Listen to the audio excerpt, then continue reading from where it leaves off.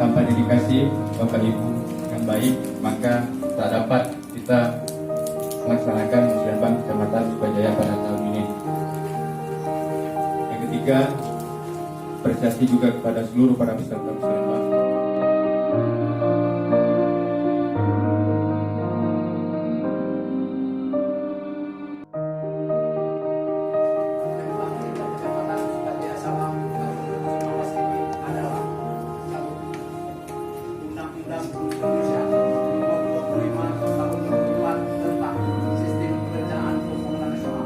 Jangka panjang nasional tahun 2005 sampai 2025.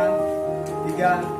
Undang 4 Surat Wali Kota Sabang nomor B2 2050 garing 0040 tanggal 03 Januari 2019 perihal pelaksanaan Musyawarah Kampung dan Kecamatan menampung dan mewujudkan partisipasi masyarakat dalam pembangunan daerah.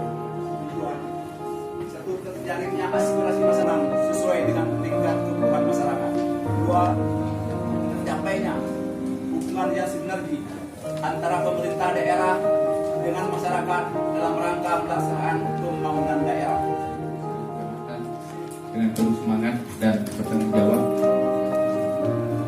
yang mana tanpa dedikasi Bapak Ibu yang baik, maka tak dapat kita melaksanakan musyawarah Kecamatan Sukajaya pada tahun ini. Yang ketiga, apresiasi juga kepada seluruh para peserta